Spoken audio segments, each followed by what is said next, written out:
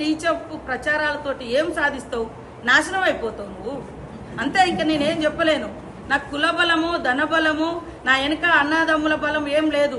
నా నియోజకవర్గ ప్రజల బలమే ఉంది. నా దేవుడు సమ్మక్క సార్లమ్మ దయ ఉంది.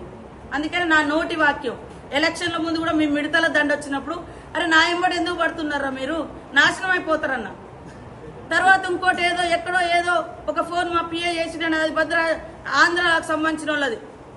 ఆంధ్ర గవర్నమెంట్, ఈ గవర్నమెంట్ టీఆర్ఎస్ ఉన్నప్పుడు అక్కడిక్కడ రాయబారాలు చేసిన ఆ లారీలో ఏదో మావాడు ఏదో ఫోన్ చేసిండని దాని మీద నన్ను మొత్తం ట్రోల్ చేస్తే ఆ రోజు దుఃఖంతో నేను అన్నా, నువ్వు నాశనం అయిపోతావని.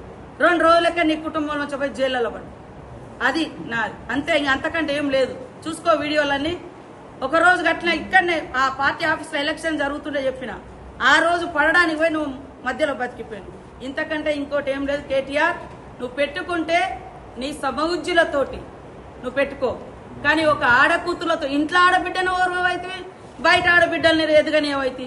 నిన్న మా సీఎం చెప్తున్నాడు, ఎస్ ఆడబిడ్డల రాజ్యాన్ని తీసుకురావడం కోసం నేను అవసరం 60 సీట్లు ఇస్తా, గెలిపిస్తా అంటున్నావు. నీ ఇంట్లో ఆడబిడ్డనే నువ్వు రకరకాల కుట్రలు కుతంత్రాలు చేసినావని బాధపడుతూ టీవీలో ముందుకొచ్చి ఏడుస్తుంది. నా కన్నీళ్లతోటి నువ్వేం బాగుపడతావురా? నువ్వేం బాగుపడవు, నాశనం అయిపోతావు.